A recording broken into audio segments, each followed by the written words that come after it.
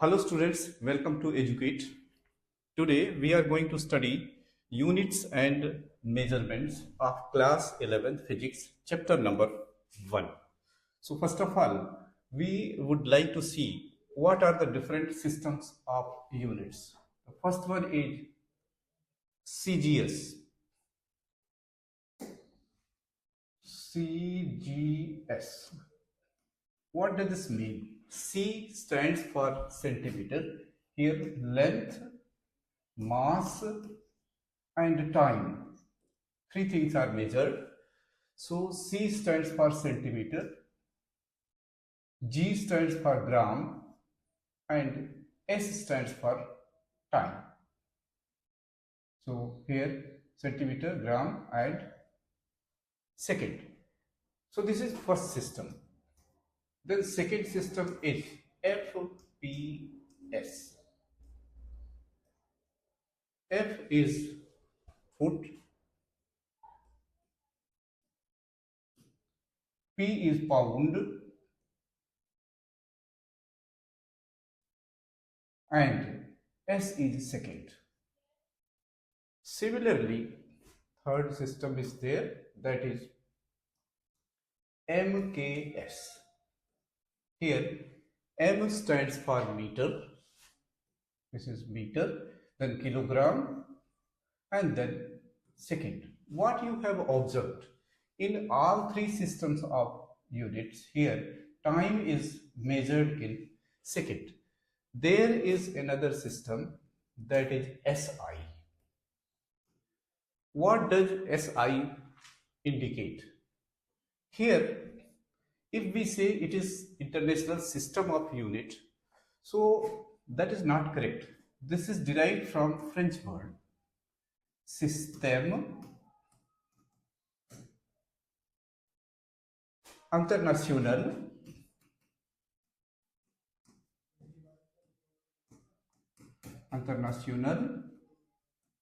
d'unité.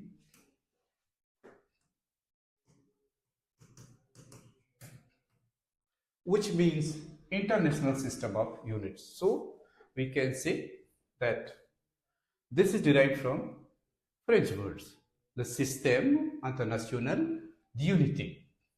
Now, what is difference between MKS and SI? So SI is little bigger unit, which includes MKS plus 4 more units are there. Now we are going to see what are 4 other units. So here the all 7 units will be, one will be meter, then kilogram, then second, which are given in MKS system, and then other units are current, that is measured in ampere, then temperature will be measured in Kelvin, and then mass of substance, that is amount of substance, which will be measured in mole, MOL.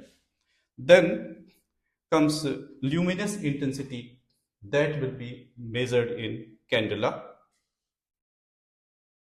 Candela is denoted as CD. So these are 7 units.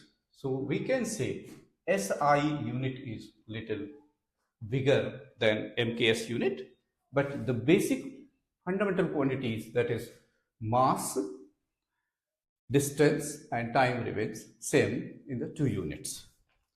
In physics, frequently we will make use of SI system. Now let's proceed with some other concepts. So in order to measure large distances, what do we do? So for that we use parallax method. So let's see how. So suppose this angle is theta and say this is arc, say we denote it as L, this as R. So we can apply formula arc upon radius, which is equal to angle, but angle must be in radian. So you have to understand what does radian mean. So here pi radian, symbol of radian is C. So we just write pi. Pi radian is equal to 180 degree. So we can do conversion. If you have noticed in mathematics, when we write pi by 2, so we say it is 90 degree. It is obvious from here. We don't write this C, we write just pi. Suppose we write pi by 3, it means 180 divided by 3, that is 60 degree. Similarly, other values. So we can say if we complete this circle, so this will be pi, this will be pi. So in one round, total angle will be 2 pi. Now, we have some questions like we have to convert 1 degree into radian. So rule is very simple. 180 degree equal to pi radian. 180 degree equal to pi radian. So 1 degree will be equal to pi divided by 180 radian. It's simple. Similarly, if we have suppose 1 minute and that is to be converted into radian, so 1 minute, which is 60th part of 1 degree, so we can say 1 by 60 degree. So since 1 degree equal to pi by 180, so 1 minute will be equal to pi by 180 multiplied by here 60 radian.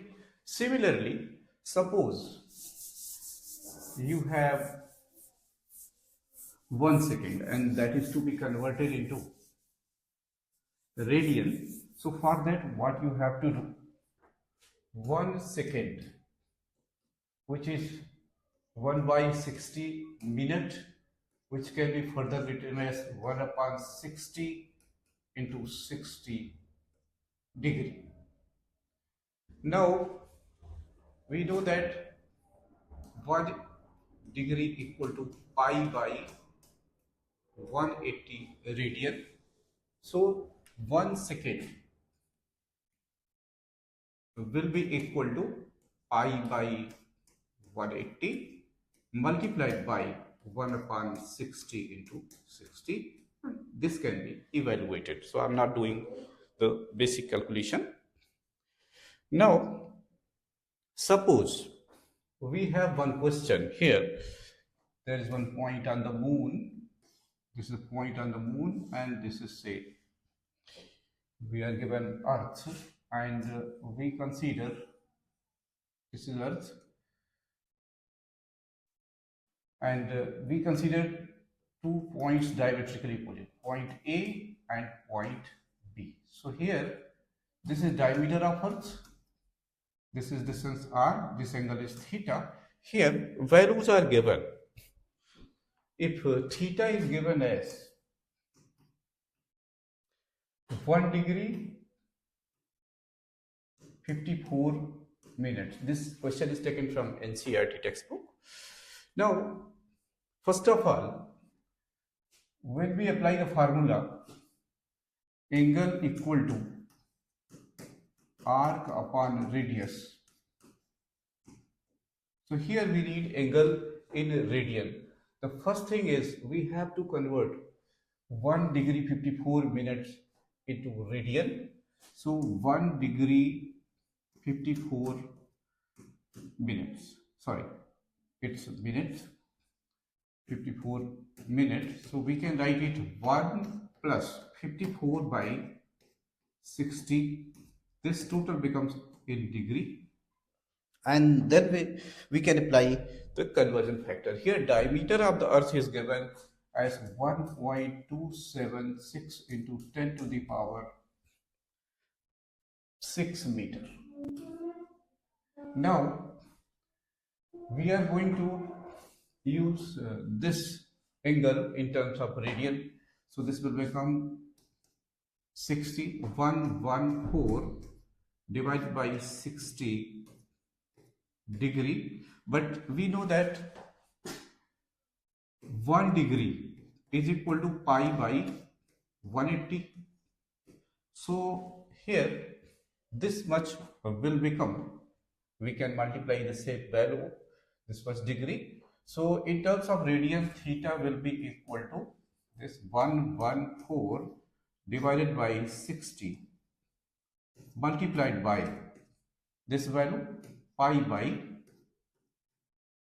180 radian. So we have got the value of angle in terms of radian.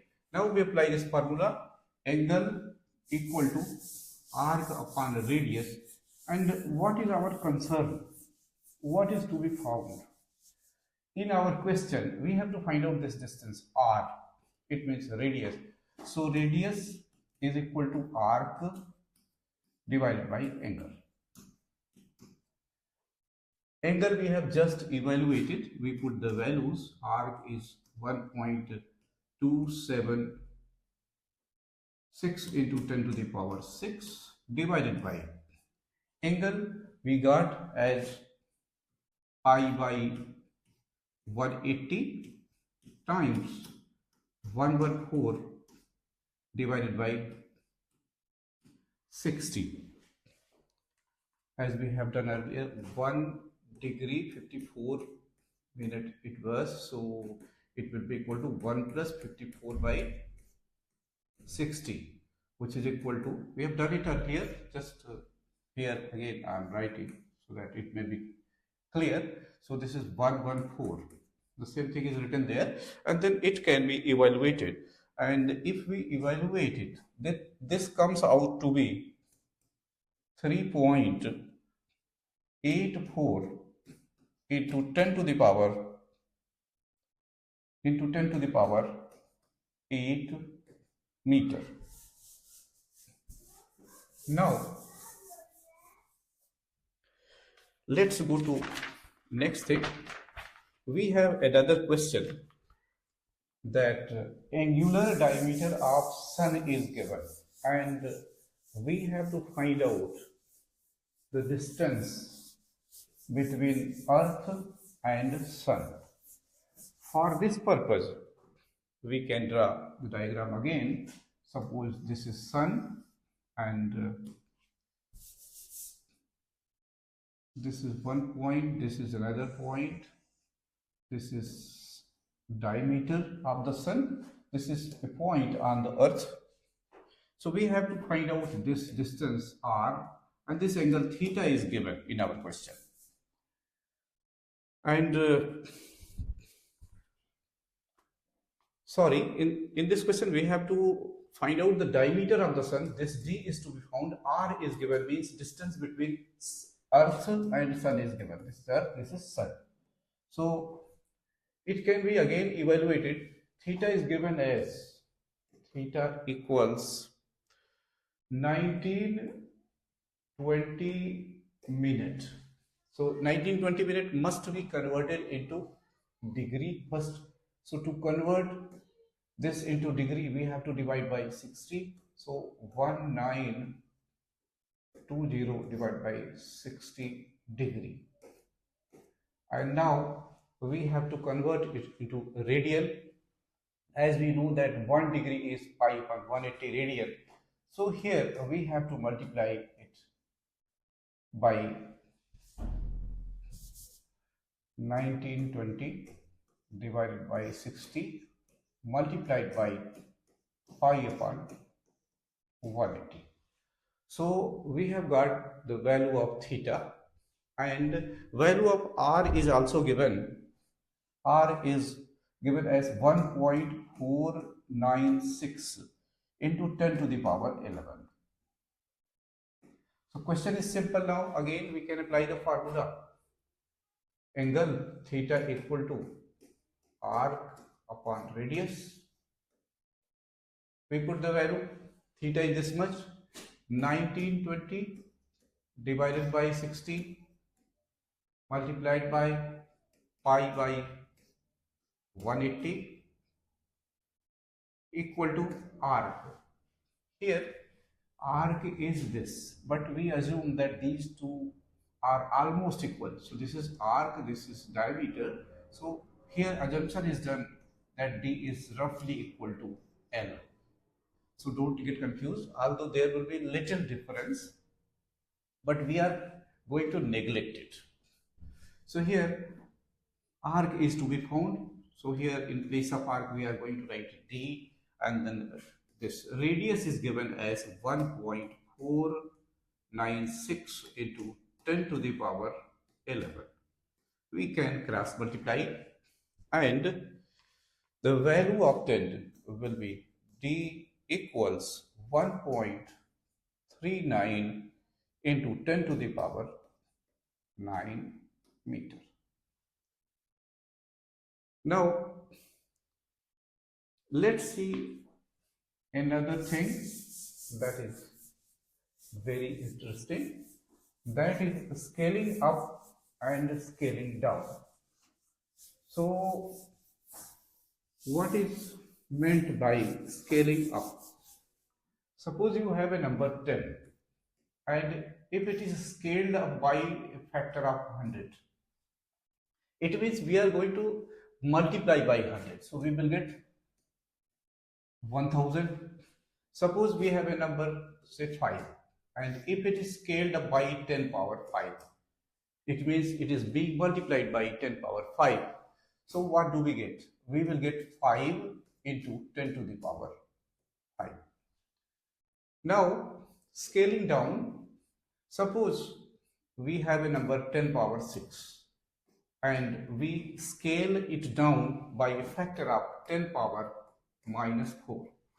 It means we are directly going to multiply by this number. So we will get 10 to the power 6 minus 4, that is 10 power 2. So either we can scale up. When we scale up, it means we are going to multiply by positive power of 10, and if we scale something down, it means we are going to multiply by negative power. So suppose we consider the size of nucleus of the order of 10 power minus 15, and we scale it up by a factor of 10 power 10. So what do we get in this case? Definitely power will increase. So we can say 10 power minus 15 plus 10. So it will become 10 power minus 5. But if we take, suppose the object is of size 10 power 5 meter diameter, and it is scaled up by same factor. The factor as we have used here, suppose 10 power 10. What do we get in this case? In this case, we will get 10 power 15, which is a very large number. So I think you have understood how to scale up and scale down. Now we will see some more small units. So the term like Fermi, when we write 1 Fermi, Fermi is femtometer, which is used for measuring nuclear distances. So here 1 Fermi will be equal to 10 power minus 15 meter. Another such unit is, suppose, 1 angstrom. Angstrom is equal to 10 to the power minus 10 meter.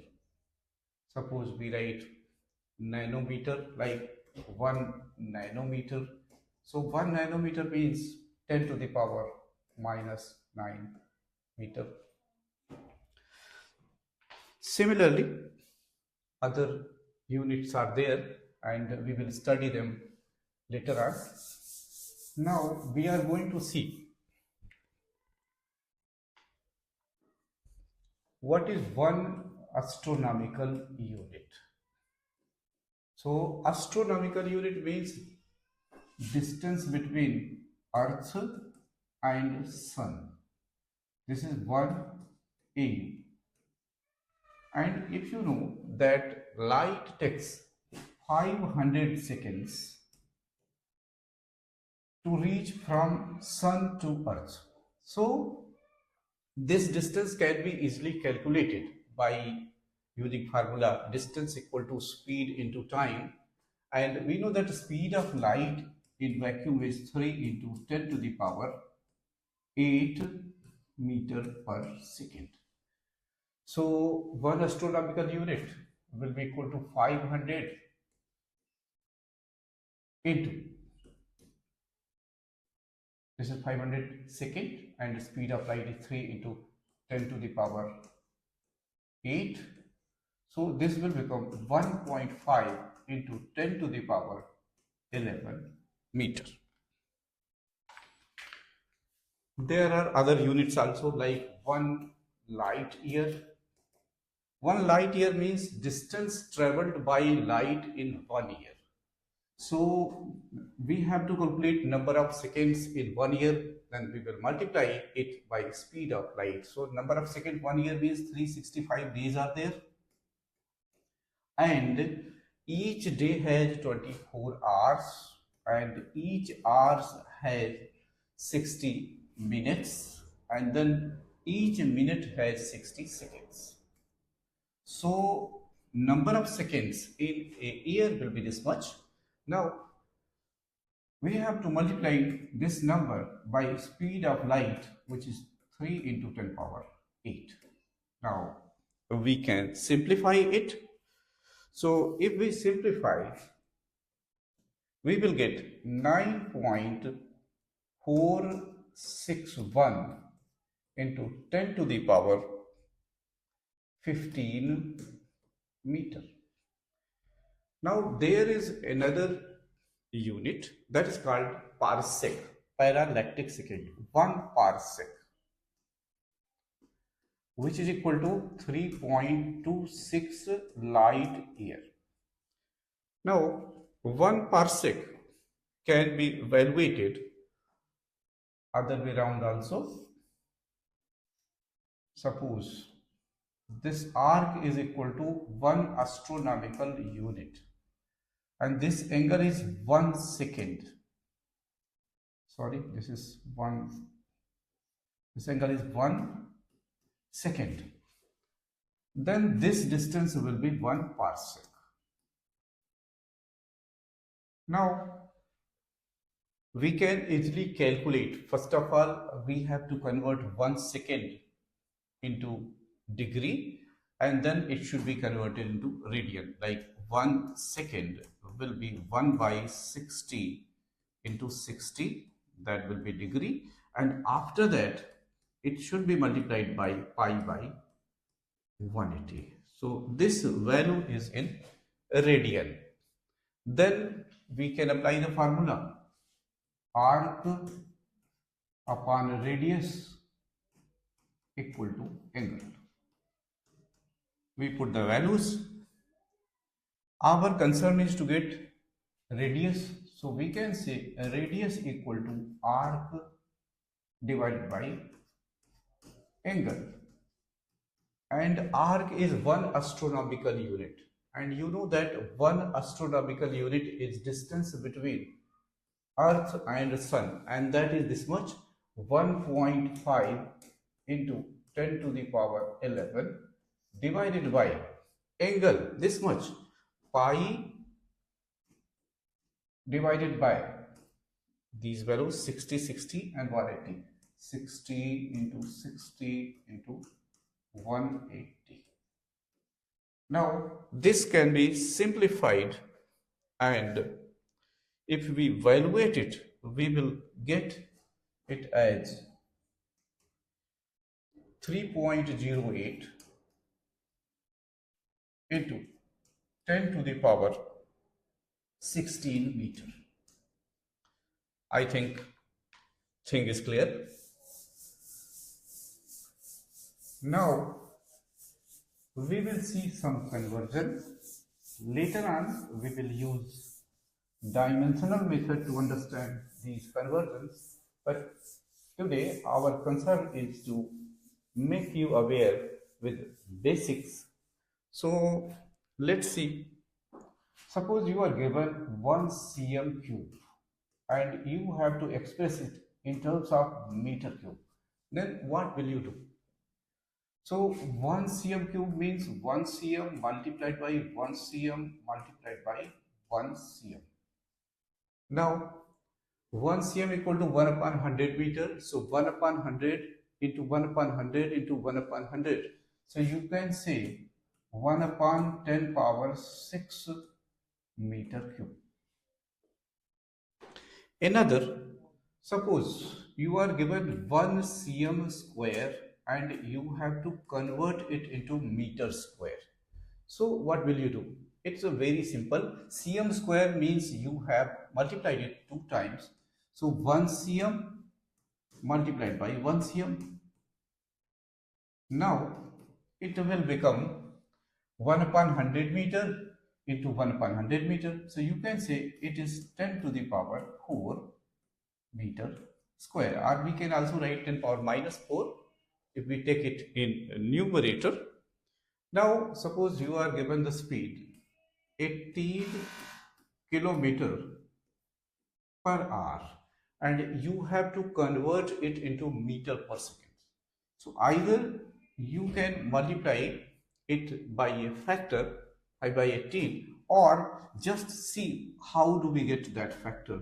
So we write here 18 into kilometer means 1000 and here r means 3600. So here these two zeros will get cancelled, this will become 5 and this will become 18. So we can say that if we want to convert kilometer per hour into meter per second, we can directly multiply by a factor 5 by 18. So here 18 will cancel out and we will get 5 meter per second. So it is not necessary that we should write first 1 kilometer equal to 1000 meter and 1 hour equal to 3600 second. Instead, we can directly multiply by 5 by 18. Let's understand it by another example. Suppose you are given 72 kilometer per hour. So what you do? Just write it 72 and here 5 by 18. As you know that conversion factor is just 5 by 18. So 18 4 times gives 72. So 4 into 5, 20 meter per second. Now suppose we want to go just reverse. Then what should we do? So reverse is also very simple. Either you use factor 18 by 5 or you can just do the calculation. Suppose you are given 5 meter per second and you have to convert it into kilometer per hour. So very simple. First you write 5. Here instead of meter just write 1 meter and instead of seconds here write 1 second, and now relate the meter to kilometer and relate the second to hour. So 1 meter will be equal to 1000, 1 upon 1000 kilometer, and similarly 1 second will be equal to 1 upon 3600, or if we put these two values, so it will become 5 into this 3600 will go in a numerator and 1000 will be in denominator. So again this will become 18, this will become 5.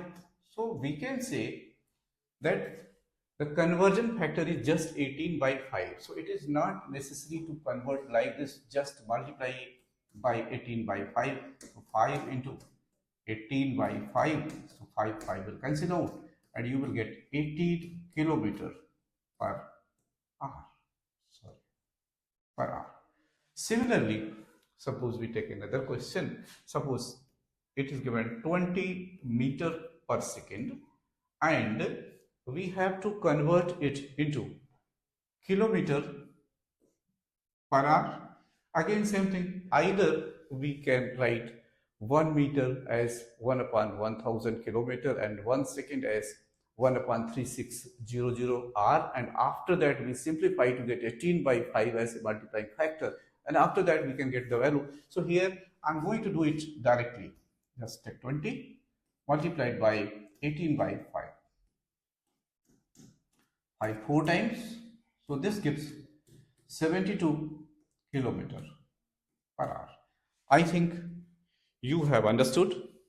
Now let's take some other physical quantities and we will try to convert them from one system of units into another.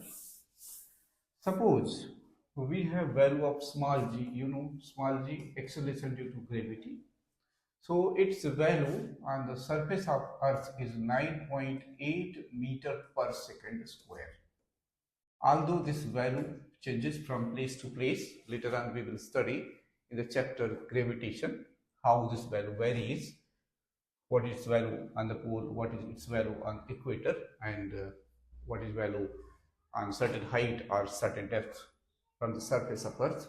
These are aspects we will explore, but today our concern is just conversion. So here what we can do, we just write 9.8 in place of meter. We can write 1 upon 1000. So 1000 will be here, and here this is second square. So 1 second, as you know, 1 second equal to 1 by 3600 r. So it is occurring in denominator. So 3600 will be in numerator, and that will get squared, 3600 squared, and then we can simplify to get its value. But what unit we are considering? Here we are converting this value from meter per second square to kilometer per hour square. We can also go to CGS system. Suppose this value is to be converted into centimeter per second square. So what change will occur? So G will be equal to 9.8 times. Here we are changing meter into centimeter. So we know that 1 meter is 100 centimeter. So 100 will be used here, and then this will become centimeter, and this second will remain second. So there is no change here. So we can say it becomes 980 centimeter per second square. I think you have understood. Now consider another physical quantity. Suppose if you know capital G, gravitational constant, whose value is 6.67 into 10 to the power minus 11. And now what is unit? So unit is Newton meter square divided by kg square. Here there will be a question in your mind, how to get these units. If you want to know this unit, so I can show you. We know that if there are two objects of masses m1 and m2 and their separation is say r, so there will be a force of attraction, that is gravitational pull. So its value is given by g times m1 m2 divided by r square. Now what do we do? Our purpose is to get the unit of g, so we can write g equal to f times r square divided by m1 m2.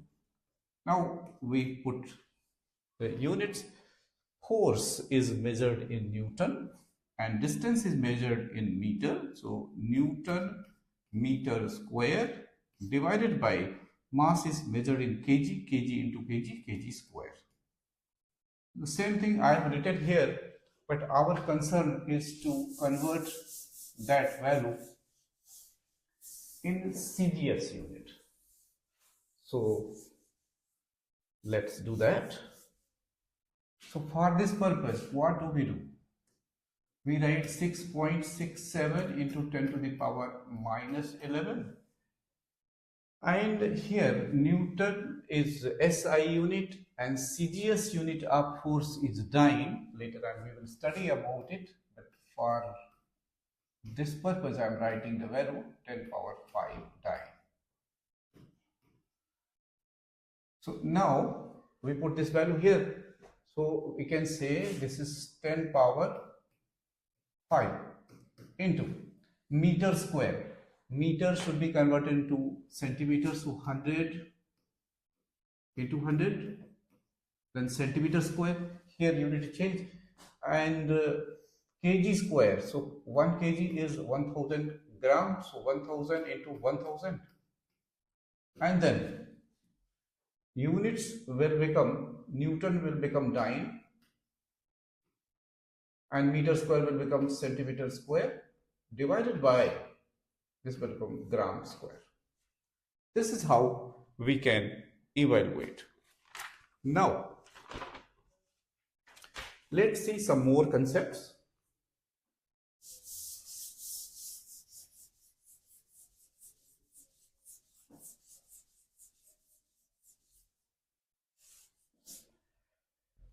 Like dimensions. So there are certain quantities which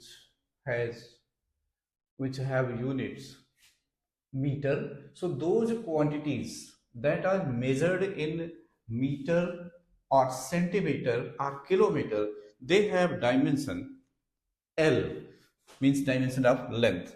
So anything, if you write radius, so its dimension will be L. And while writing dimensions, we always use capital letter. And also we use a square bracket, but here I'm not going to use square bracket. I will just use the notations.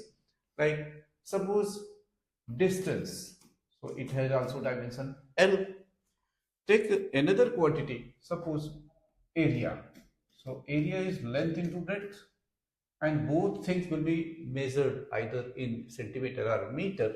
So we can say this will be L into L, that is L square. Suppose we take volume. Volume is LU because length into breadth into height. So all three quantities will be measured in L. So either we write it clearly L into B into H, and then we write the dimensions L into L into L. This gives L cube. Now next point is density. What is density? Density is mass upon volume, and mass is written as capital M in terms of dimensions, and volume is L cube. So we can write is M L cube with negative sign because it is taken from denominator. In some books you will find that dimensions are written like this: M L minus 3 T power 0. It is same thing. The quantity whose power is 0, that is equal to 1. So it is not necessary to write, but if you wish you can write that too. There is no harm. Let's see some more questions in dimensions. As you know, as I told you, that anything whose unit is meter or centimeter, we denote it as L, like radius or perimeter, suppose we take, which is 2 pi r, but its dimension will be L. And also you have understood that L plus L, if we write, so it can't be 2L because this is length, so this will represent just length. L minus L can't be 0 because length minus length can't be 0. Reason is very simple, as I told you, that suppose this is 2 meter, this is 3 meter, so it does not equal to 0 meter. So that is why in case of dimensions, length plus length remains length, length minus length remains length. Now we will study some difficult concepts. I told you about such things like, suppose we take strain. So strain, suppose you have a wire of length L and we stretch it by suppose delta L. So this increase in length divided by original length, if we write, so delta L divided by L is strain. Now if we put the dimensions, so length, this is length, so this is L, this is L, so there won't be any dimension, L0. Now suppose we take surface tension. There are many terms that you don't know since you are beginner, but later on you will come to know about these terms, but don't worry, and you don't have to memorize. Slowly you will start understanding. Surface tension is equal to force divided by length. So if we put the dimensions, force, as I told you, force is m into a, according to Newton's second law, F equal to ma. So mass into acceleration. Acceleration is velocity divided by time. So its dimension will be ml t power minus 2 divided by length. So these two terms will cancel out and you will be left with mt power minus 2. Now, if we consider coefficient of viscosity,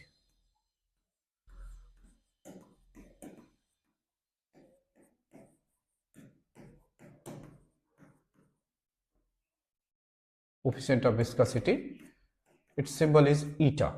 So we can find its dimension. So in order to find its dimension, we can apply some formula where this term occurs, and then we can try to get its dimension.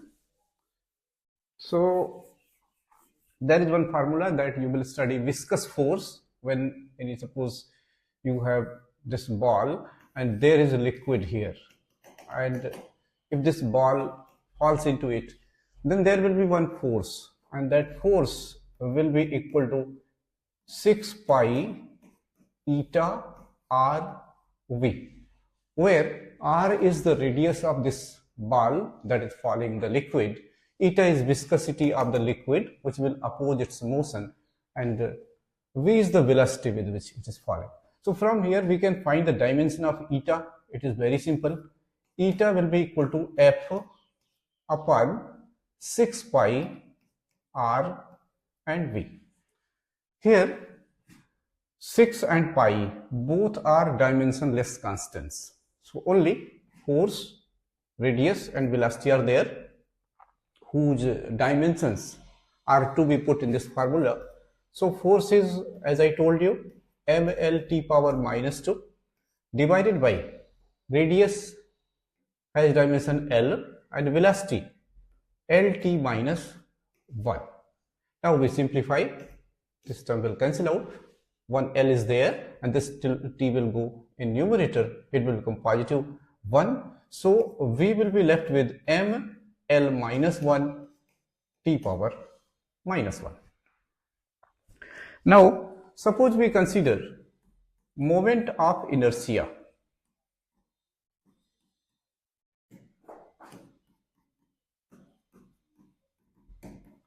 It is denoted as capital I. So we can write it mr square, where m is mass, r is radius, so its dimension capital M, radius is L, so L square. Another quantity, suppose we consider power. If you remember, rate of doing work, that is work divided by time. Now what is work? Work is force into displacement divided by time. Now we can put the dimensions of each. So force, that is, as you know, ml t power minus 2 into distance is L divided by t, and then this can be simplified. So this will become m L power 2 t power, this is 1, so it will go in numerator, so it will become minus 3. I think you have understood. Now we will consider some more concepts here which will enrich your knowledge. Here I would like to ask you one question. In previous class, I told you the full form of SI. Do you remember it? Sorry, not in previous class, in the beginning. So SI. SI is derived from French word le système international de unité. You can write just système international, INTER, international d'unité.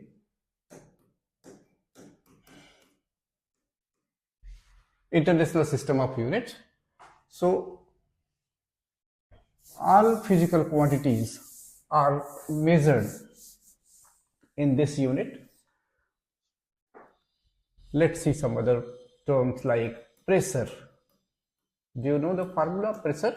You have studied it in earlier level. When we write force divided by area, we say this is pressure. So force, it's simple. mLT power minus 2 divided by L square. From where, what do you get? 1L will cancel out and 1L will be left in denominator. It will go in numerator being negative. So you can say ml minus 1 t power minus 2.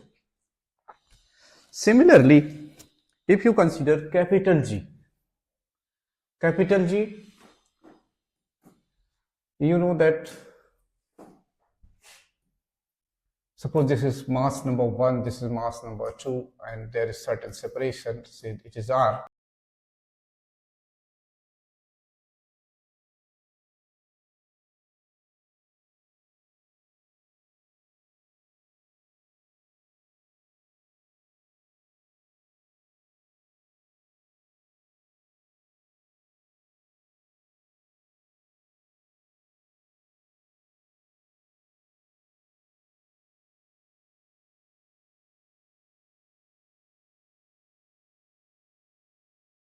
Capital G. So capital G can be found by changing it like FR square divided by M1, M2, and we put the values force as you know mLT power minus 2 into L square divided by mm. So 1 m will cancel out and then we can simplify it. So this will become m power minus 1 L cube t power minus 2. Similarly,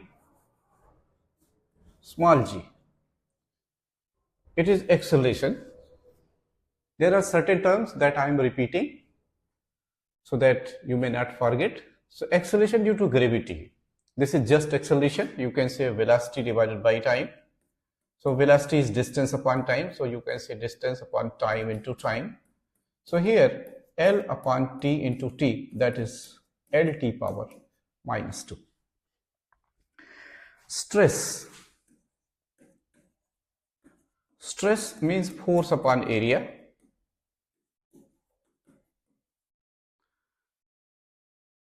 And if you observe here, pressure is also force upon area. So you can say dimension of pressure and dimension of stress will be same. So we will get this thing, m L minus 1 T power minus 2.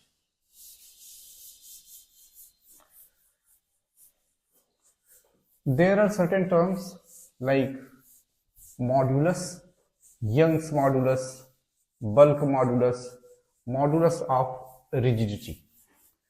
They are very simple. They are same as stress in terms of dimensions, same as stress or pressure. Like suppose we say Young's modulus Y. So this is stress upon strain. Strain has no dimension because as I told you, if it is suppose change in length divided by L, we write linear strain. So it has no dimension because this is L, this is L, so it will cancel out. Only stress will be left, and the stress, you know, force upon area, and force upon area I have just derived, so you can easily do. Similarly, bulk modulus. Bulk modulus is again same thing, and then there is modulus of rigidity. This is also denoted by eta. So don't get confused. Coefficient of viscosity and bulk modulus both are denoted by eta, but when you are writing the dimensions, in that case you have to mention what do you means what you are representing by symbol. Now, if we consider the term surface energy,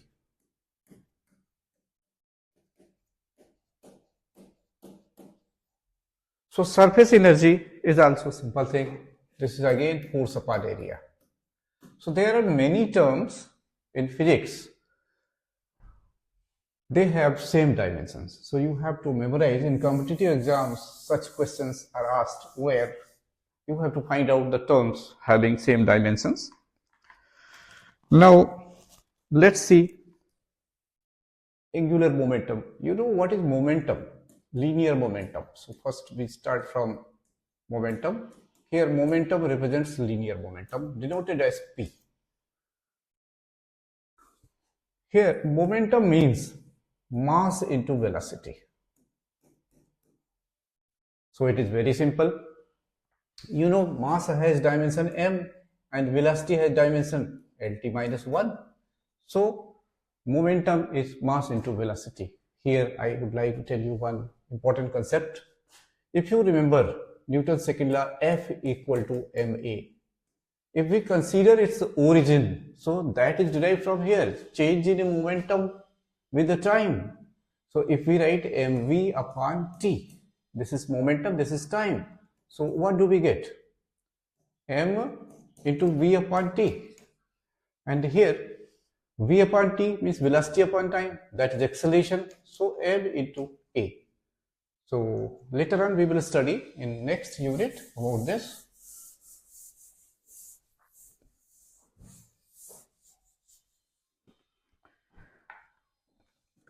Time has dimension, as I told you. Time is denoted as t. Frequency is 1 upon time. So t power minus 1. Now there are certain constants like Planck's constants. So Planck's constant h. Let's find out its dimension. So in order to find the dimension, the very simple thing is that you have to find out this constant in the formula. Where does it occur? Suppose we have formula E equal to h nu. Here energy, this is quantum. So here energy is given by h nu, where h is Planck's constant. Here nu is frequency, and we have to find out the dimension of h. So for this purpose we can write h equals E upon nu. Now consider energy. You have many formula for energy. Either if you consider kinetic energy given by half mv square, or you can consider potential energy given by mgh, and by using formula of dimension of each one, whether you are using this or this, that does not matter, you will get same dimension formula. Let's take this. So m is m, g is acceleration due to gravity, which is lt power minus 2, and h is, here it is not Planck's constant, be careful, this is just height, so this is L. So what do we get? ml square t power minus 2. So this is energy. Now other way around also you can find the formula of energy. If you remember, work equal to energy conservation principle. So change in energy equal to work done. So dimensionally work is equal to energy. So work is force into displacement. So force has dimension ml t power minus 2. Displacement has dimension L. So again you will get same thing. So our concern was to get the value of Planck's constant. So in order to get that, we have to get the dimension of energy, and we have derived it as ml power 2 t power minus 2 divided by nu. Nu is frequency. Frequency, as I told you, 1 upon t. This is also denoted as nu. So here this is 1 upon t. So t will go in numerator, and we will get m L square, and this power will get added, so this will become minus 1. ml square t power minus 1. Now, if we consider a relative density, so what is a relative density? I think you remember. It is density of a substance, density of given substance divided by density of water. Density of water. I am not writing all the spellings. You can note it. So now density of substance, density is mass upon volume. So here this is mass divided by volume divided by density of water also has same unit, mass upon volume. So we will get nothing. So we can say dimensionless. Now let's see some gradients. Gradient means what? Gradient means you are dividing that quantity by distance. Suppose we consider velocity gradient or pressure gradient or potential gradient. It does not matter. Whenever we talk about gradient, it means we are going to divide that quantity by length or distance. So let's see velocity gradient. Velocity gradient. So velocity gradient is equal to velocity divided by distance. So velocity has dimension lt minus 1 and this is distance. So this will give L. So from here L will cancel out and t power minus 1 will be left. If you remember, dimension of frequency, which is 1 upon time, which is t power minus 1. So you can say dimension of velocity gradient, dimension of frequency is same. Also one more quantity I have told you, like angular velocity.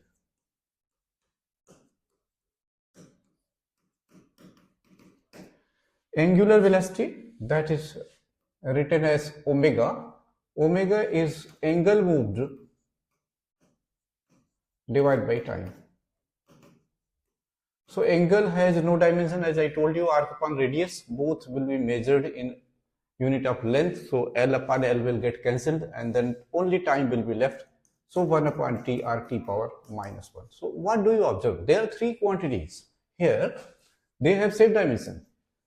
T minus 1 for velocity gradient, T minus 1 for frequency, T minus 1 for angular velocity. Next point is pressure gradient.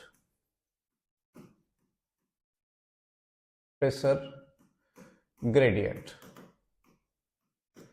So what is pressure gradient? As I told you that gradient means division by length. So here pressure is being divided by length. Pressure, you know very well that force upon area divided by length, and I have told you how to write the dimension of force, area and length, so you will get answer for this. Now there are certain terms which are used in 12th physics. Suppose we want to find out their dimensions. In that case there will be little difficulty, but let's analyze some of them, and when you will become aware of many facts in physics, then we will continue with such rigorous things. So let's see the very simple thing, that is charge. Charge you have studied in 10th level in the chapter electricity, that Q equal to IT, where I is current, T is time. So suppose we want to find out the dimension of Q. For that we need the dimension of current and time. Dimension of current is written as A. In some books you will find it as I also. It does not matter, anyone you can use. So if we use symbol A for dimension of current, So Q has dimension A into T, which is simple. Next point is resistance. Do you remember resistance?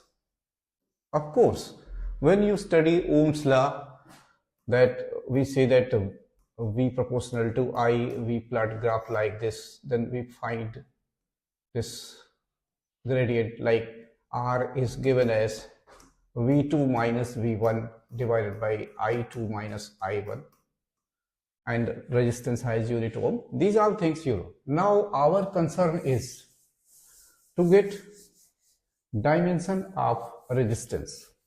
Before that, you will come in need of dimension of potential difference, because you are going to write R equal to V upon I, which is Ohm's law. But what is V? What is potential? So potential V is equal to work divided by charge. So from here we can easily find the dimension of potential. So work, as I told you, force into displacement, ml square t power minus 2 divided by charge is 80. I'm not simplifying, that is your work. Here we can write the dimension of R as potential V m L square t power minus 2 divided by A t, and here dimension of I is to be written, and as I told you that dimension of current is A. Now simplify, you can easily get.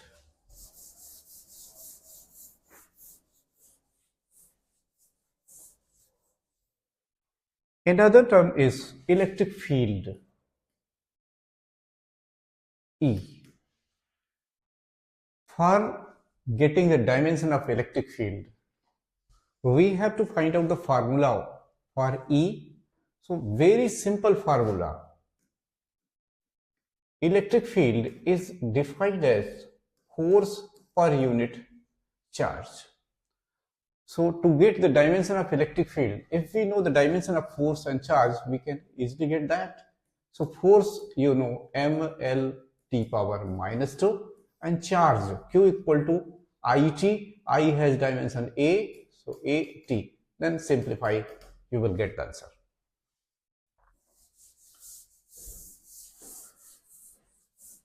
We can consider different types of variables and constants. Before that, one more thing is left: capacitance.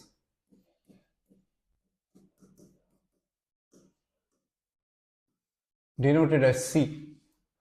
In order to get the dimension of capacitance, it is necessary to know the relation where this term occurs.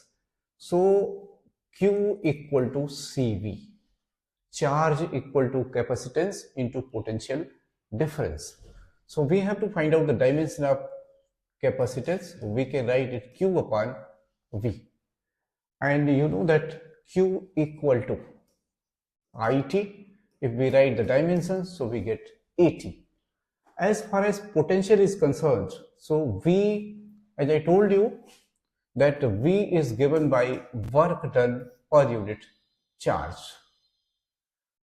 And you know work is ml square t power minus 2 divided by charge is 80. Now what do? The very simple thing, we have to get the dimension of C. We have got the dimension of V here and dimension of Q there. We put these two values to get the answer. I'm not doing, you have to simplify to get the answer.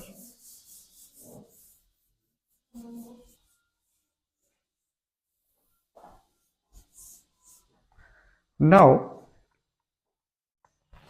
let's do some difficult questions. But before that, one more thing I would like to tell you. There are different types of variables and constants. Variables and constants. So there are some variables which has no dimension. So I'm writing just dimensionless. So what are dimensionless variables? Suppose you take any trigonometric ratio. Suppose you write sine theta.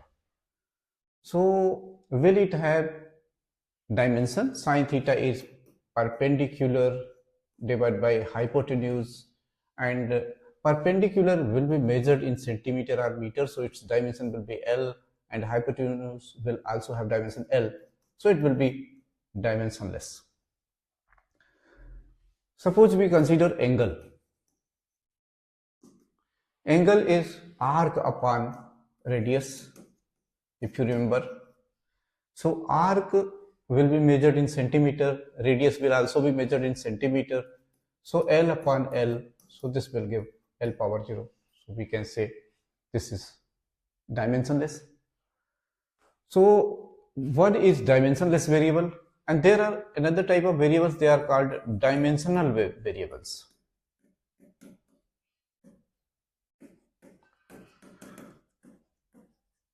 So dimensional variables, you can consider anything like mass. So it has dimension m. If you consider velocity, it will have dimension lt minus 1. Similarly, some other quantities, some other physical quantities you can use as dimensional variables. In terms of constants, if we talk, we can say, suppose we write 1/2. It has no dimension. If we take pi, it has no dimension. So these pure numbers have no dimension. But there are another type of constants, like suppose we can consider even Ohm's law here, Vi, when we say V proportional to I, or V equal to Ri, and we say that R is a constant, which is called resistance. So resistance has certain dimension. So this is not dimensionless. So constants are two types. One that has no dimension, another that has dimension. We are taking another example of dimensional constant like capital G. Acceleration, this is just gravity. Small g, acceleration due to gravity, this is gravitational constant. And dimension of capital G, I have told you how to get. Once again, I'm telling that these two masses are there and there is separation R. This is M1, this is M2, and then force will act between the two, and that will be equal to G times M1, M2 divided by R square. Then we can get the dimension of G. Similarly, small g has dimension of acceleration. Other such constants you will find whose dimensions are there. So you have understood that there are two types of variables and two types of constants. The variables are dimensionless and dimensional. Similarly, the constants are dimensionless and dimensional. Now, we are going to start some questions in which some physical quantities will be expressed in terms of other. So, suppose question is, we are taking velocity, time and force as fundamental quantities. Velocity, time and force. They are taken as fundamental quantities, and we have to find out the dimension of mass in terms of these. We can say mass is proportional to velocity power A, time power B, and force power C. Here, what do? We write the dimensions of all variables involved and then we compare. So here in LHS, only mass is there. Either you write here equality sign and write here K, which is dimensionless constant. So that can also be done, but I'm not writing, just I'm writing here M and we keep this proportionality sign. This is velocity, so LT minus 1 whole power A This is T power B into force. Force is mLT power minus 2 whole power C. We can further write m power 1 because m is there, L is not there, T is not there. We can write proportional to. We count the power of L. So L here A, here C. So we can write it A plus C. Similarly, what about mass? Here there is no mass, here mass is there, m power C. Then time. Time here, when A gets multiplied, minus A, and this is minus 2C. Did you understand? Here, L power A, L power C. So L power A plus C. And about mass, mass is absent in these two terms. Here mass is there, m power C. So that is written here. And about T, T power minus A and T power here minus 2C. Now what do? We compare the powers. M power 1, here m power C. So we can say that C equal to 1. Similarly, we compare the power of T and power of L. In LHS, L has power 0, whereas in RHS, L has power A plus C. So we can say A plus C is 0, but we have got C equal to 1. Hence, we get A equal to minus 1. So we have got A equal to minus 1, C equal to 1. Now, what is left? The thing left is, we have to find out the value of here variable B. Here one thing is missing. T power minus A is okay, T power minus 2C is okay, but here T power B is also there. Sorry. So we can compare the power of T. In LHS it is 0, but in RHS it is this much. So minus A minus 2C plus B must be equal to 0. We have already got values of A and C. So we put this value here. A is negative 1. So negative 1 means this will become plus 1. 2C. This will become minus 2 because C is 1. Plus B equal to 0. Now what is left? So B is also 1.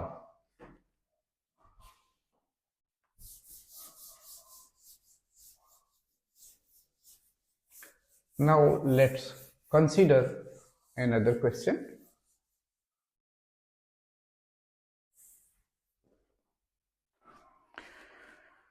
The question is, find the dimensions of force taking density D, acceleration G, acceleration due to gravity G, and frequency as fundamental quantities. So this time we have to find out the dimension of force in terms of density. So F proportional to density power A, and acceleration due to gravity power B into frequency power C. Now again same thing we have to do. We have to find out the dimensions of d, g, nu first, and after that we will put those values here and then we will compare the powers. So let's write the dimensions. So m L T power minus 2 proportional to. As I told you, you can put proportionality constant also. It does not matter. This is density. Density is m L power minus 3. Mass upon volume, whole power A. This is acceleration due to gravity. So that is LT power minus 2 power B times frequency T power minus 1 power C. You can compare different powers, but before that let's simplify. Here m power 1, L power 1, T power minus 2 proportional to. Here m power A, then L power minus 3a plus b, and then t power minus 2b minus c. Now here m power a, correct, m is not there in these two terms, then L minus 3a, and here L power b, L is absent, it's okay, and then about t power minus 2b and t power minus c. Now what is left? We have to compare the powers, m power 1, m power a. So we have got here a equal to 1. Now powers of L, that is minus 3a plus b, must be equal to 1. A equal to 1, so b will become 4, because this will become minus 3, then we can shift it to RHS. Now power of t, so minus 2 equals minus 2b minus c. So 2 must be equal to 2b plus c. B has value 4. So 2 equal to, this will become 8 plus 6. So c equal to minus 6.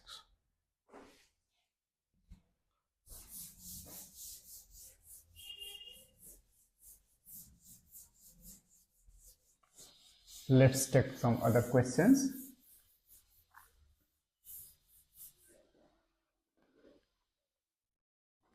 Now we have to find out the dimension of impulse in terms of nu, d and v.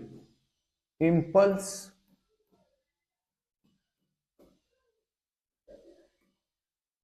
is written as J, I will write it.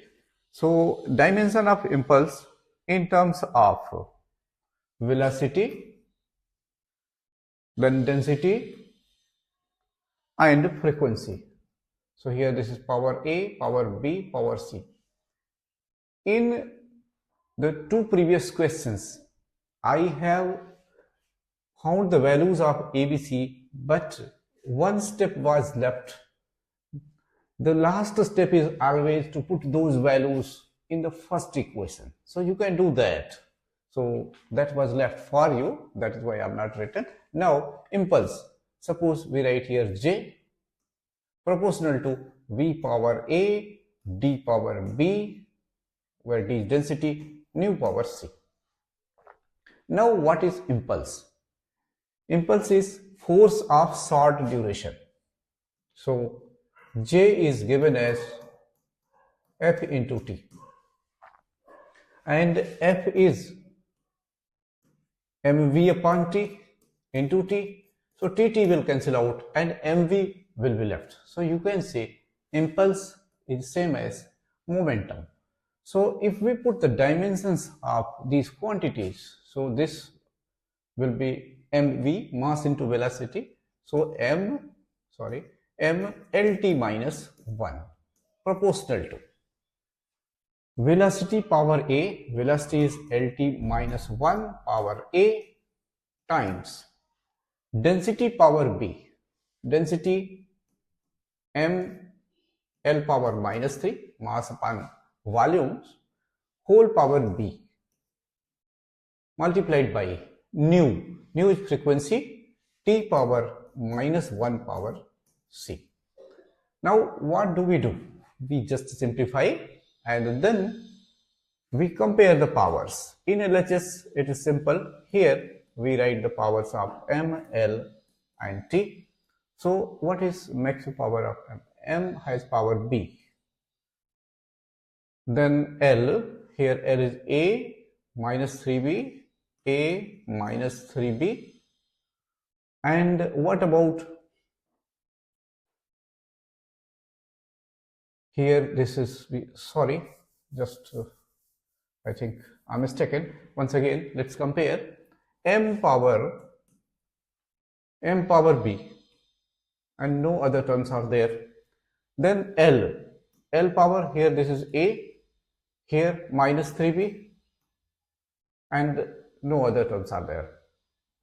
Then power of t, from here this is minus a, and here this is minus c.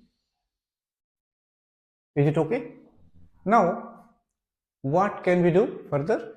Very simple, we compare the powers. Here m power 1, here m power b, so we can say b is 1. Now power of L in LHS is 1 and in RHS it is a minus 3b. So we write it a minus 3b equal to 1, but b is 1, so a minus 3 is 1, thereby a equal to 4. These values like b equal to 1 you have to write here, a equal to 4 you have to write here, but that is final step. Now what is left? The last term, that is t power minus 1, and here t power minus c, so we can say minus a minus c is minus 1. We can remove powers, sorry, negative sign. A plus c gives 1, but a is 4, so 4 plus c is 1, so c equal to minus 3. So we can write those values here. So we can say impulse proportional to velocity power a, that is v power 4, density power b, so density power 1 and frequency power minus 3. Now few more questions.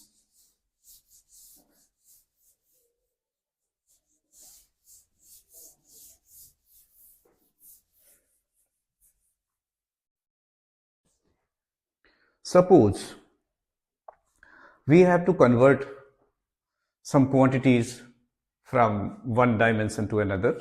Like suppose you are given 10 joule and you have to convert into, this is SI unit, and you have to convert it into CGS unit. So how will you proceed? Thing is very simple. Joule, what does joule represent? Joule means it is work. Work is force into displacement.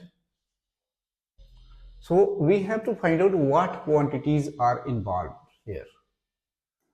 So mass,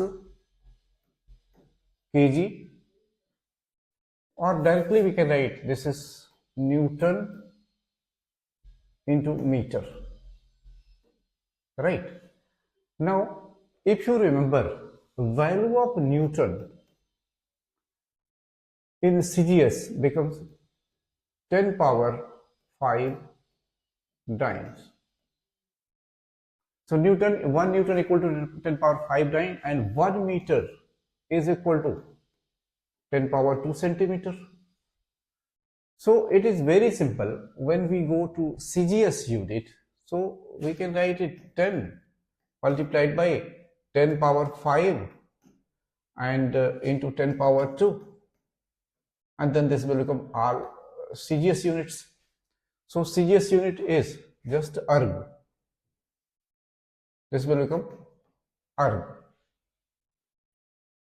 So this comes to be 7, 8, 10 power 8 erg. I think you have understood.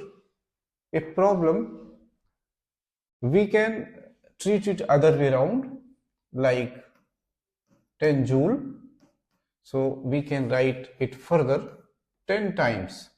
This is Newton into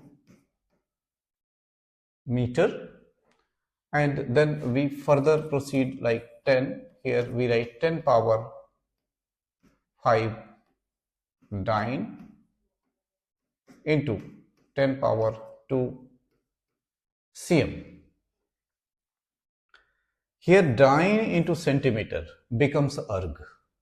So answer will be same, 10 times 10 power 5 into 10 power 2 and then erg. So relation that you have to memorize, that is 1 joule is 10 power 7 erg. Also you remember 1 Newton is equal to 10 power 5 dyne.